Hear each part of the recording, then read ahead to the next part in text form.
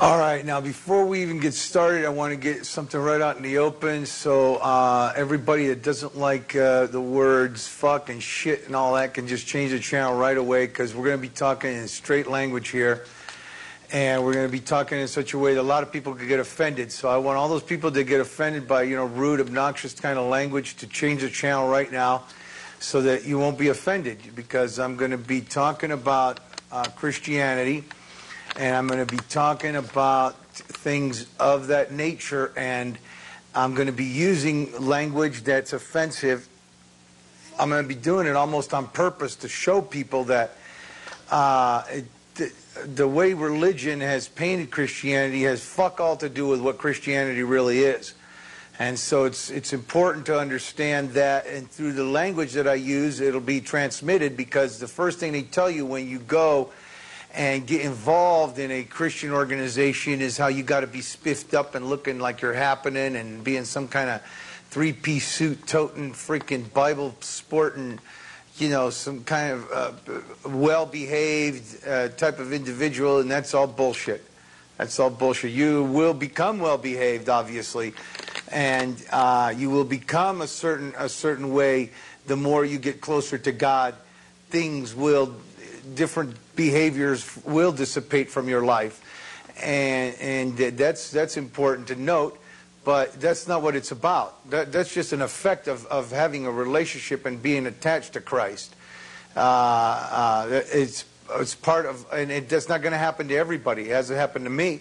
That's why I was so shocked in the first place, was that the things that changed when I got hooked up to Christ are not anything what I thought was going to change. Different things changed. Instead of stopping some compulsive behaviors that I have, that hasn't changed. On the other hand, being able to be committed and being able to be devoted and being able to support and give, there it is, being able to give, that has changed. You see, so I was kind of pissed off, because I thought that I was going to stop saying fucking shit and all that kind of thing when I became a Christian, when I hooked up to Christ. And none of that happened. But anyways, let me just stick to the point. That's just the opening, so that everybody that gets offended by that, turn station, switch the channel. Now we're going to cut to the chase. Here it is. I'm here to basically do just very little, a few things. One of the most important things I feel I can do is reiterate two messages that I got from my teacher, which is Dr. Gene Scott. I think these two messages that Dr. Scott has brought to the world through God, by the way. Dr. Scott is a vehicle for God. Dr. Scott is not a guy that's doing anything new, or that's coming up with, he is doing. The odd part about it is that what I'm telling you right now about Dr. Scott is something that he himself, through his connection, through his having been called of God, has brought to the table. God has called him with that mind of his to develop or to come to discover these messages. And there's two messages that have to be reiterated. They have to be announced from every mountaintop on the planet. Three, really. One of them is get to Dr. Gene Scott by understanding that there isn't a spot on the globe you can stand. Not one spot on this entire globe you can stand with a shortwave radio, a $40 shortwave radio, that you can't tune in Dr. Scott 24 hours a day. So that's important to understand. That's important to know. In case you didn't think God was doing it, that should give you a clue right there. The second clue is he's a doctorate from Stanford. And if you check the credentials of most people that are involved in religion, I think you could count on one hand the doctorates from Stanford that are going to be there. Because doctorates from Stanford got a lot of things they can do. You see what I mean? And it's not that appealing to try to shepherd a bunch of fucking dumb sheep that don't know their ass from a hole in the ground, and to keep having to remind the sons of bitches the same thing over and over and over and fucking over again. That's like teaching a kindergarten class, and the guy is trained to teach the most sophisticated minds the world is ever going to put out. So that's my first. Those are some of my first clues that God's doing it. The other clue that God's doing it is the fact that these two messages, that he's a guy that discovered, or that has embodied these two messages in a form where now they have to be re-announced from every square inch of the globe by everybody that's got enough brains to be able to understand that they should be, at least sounding people to the fact that this guy is around, Dr. Gene Scott, and that he's available 24 hours a day to everybody that's interested in the reality of Christianity. And then the two messages that he put together that are there, that nobody has ever put them together. That's the good part about what's going on. This mind, a doctorate from Stanford, of course has come up with things that are above and beyond the call of duty. Why do you think God picked them out? God picked them out because he was able. He had a mind. The mind was God had gifted him with a mind to be able to put this information together and get it out there. And the two messages are giving and the resurrection. Dr. Scott is the only human being in 2,000 years to put together every single argument there is on the resurrection and let you know exactly what the story is. And then Dr. Scott is the only human being in the world in 2,000 years to come up with the fact that when you're a Christian, you're a giver. God gave his son gave his life. Does that give you a clue? You see? And that the giving of money has nothing to do with extra curricular activities of a church. That the giving of money is at the core, center, pivotal point of Christianity. When you understand that you have a relationship to Christ, to God, you will want to give. You will want to give because it's required of you to give, as a testament to the fact that you're involved in a relationship. I don't know if you've noticed this or not, but why don't you look around at every relationship you have and see if giving is not part of that relationship that you have with whatever the fuck you're having the relationship with. You see what I mean? And so that should give you a clue to the point that giving, and the giving, especially the giving of money, is what could fucking immediately separate the men from the boys when it comes to whether or not you're really involved in something. So try to, stay right there with it and understand that when you have a relationship, there has to be an exchange, because that's what defines relationship.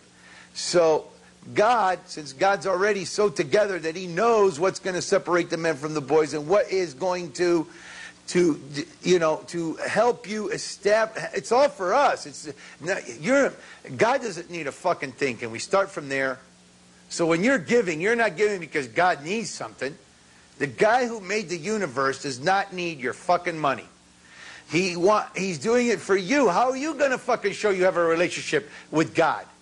Jumping up and down and making an ass of yourself, wearing a three-piece suit and running around on stage like a fucking clown, all emotionalized out of your fucking mind, knocking people down with your healing fucking... If you could really heal fucking people, how come you're not in every fucking hospital in the United States? How are you going to show that you have... Or how are you going to... Not show, because it's none of anybody's fucking business. Let's start from there. But how are you yourself how are you going to express this relationship? How's the expression of this relationship going to come out? Are you going to pray? Fuck that. Yeah, you can pray. That's cool. You're supposed to pray. But I mean, that's personal. That's something you're doing for yourself most of the time. People only pray for shit they want and shit they think should happen. God already knows what should fucking happen. So he probably doesn't want to hear all the bullshit that people pray about and telling him what should happen. God knows what should happen. So he's not interested in what we think should fucking happen. Let's start from there. If he makes something we want happen, it's only because we're connected to him and he's granting us that particular groove, that particular situation. Otherwise, you think God needs you to fucking tell him what should happen about something? I mean, how are you gonna express this? How are you gonna express this inward dwelling spirit of God inside of you? How's the expression of that? Go down to the homeless in L.A. and pull them out of their situation and become a Sister Teresa? Maybe. I don't know. That could be one way of doing it. But you notice you're having to give fucking time? You're having to give something, right? The first thing that has to happen is you're giving either time, and time is money. You see what I mean? I mean, it all boils down to the same thing, giving. You have to give. And so In order for you to be able to express that you're connected, that you have a connection to whatever it is. In this particular case, we're talking about God.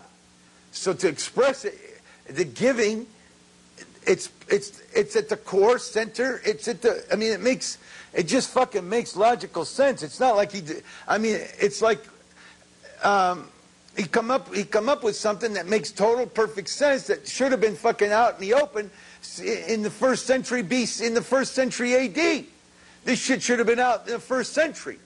But man has a tendency to fuck things up so bad that he gets embarrassed about asking people for money, when it comes to religion. And so religion has been made a mockery of, and the giving of money in religious parlance, in religious circles is a fast way of denoting a scam instead of a fast way of understanding that that's what the fucking core root, basic, fundamental aspect of being connected to Christ is. That's how fucked up we've got it. We've got the one thing that is the most meaningful thing you can, one of the most meaningful things you can do in relationship to God is give. Give to whoever it is that's teaching you. Don't just give. You've got to give to whoever it is that's teaching you the things about God, to show that the things about God are important to you. That's how you show the worth of something, is you give money. Here, give me a pencil. Here's $1. That's what it's worth to me. That pencil, I need to write something down, and there's no pencils for 100 fucking miles. Here's a fucking $1 million. Give me a fucking pencil now. I'm showing the worth. I'm showing that it's worth that much to me right now. You see? And it's the same thing. I mean, we're dealing with a basic, fundamental principle that should have been out 2,000 years ago. And it's taken right up until now, till Dr. Scott has been able to put it together. And he shows you in the Bible, it's not something he's making up. He shows you in the Bible the first thing God talks about. Bring me an offering. It's everywhere. Bring me an offering. Bring me an offering. Go talk to the people. Moses, go down from the mountain. Make sure and get the people to bring me an offering. The Bible is loaded with bring me an offering. The tabernacle, you had to give an offering. You had to go into the tabernacle. You had to take an offering from the people. I mean, it's everywhere. And it's only common sense. I mean, it's only common fucking sense. You only got to think about it for about 5 seconds to understand that what we're talking about here is common sense. You see, and that's why it's there. God knows what He's doing. You think God doesn't know what He's doing? There's one thing you can't fucking fake. Can we start from there? There's one thing you won't be able to fake, and that's the giving of money. If God's not doing it in you, with you, inside of you, if God's not motivating you to have that spirit, the Spirit of God, God gave His Son gave His life, here we go again. You see, give. You notice how give is in both of those sentences? The past tense of give, gave. Well, that should give you a clue. God gave His Son gave His life. And us, with the Spirit of God inside of us, is going to make us givers. It's about that fucking complicated, really. So what we got going here is the fact that this is finally coming out after 2,000 years. And it's a lot more involved. He explains it and he shows you in the scriptures, and he gets technical with it because he's got the brains and he knows what he's talking about. I'm just telling you the basic aspect of it, the bottom, the root core of the whole situation. Now,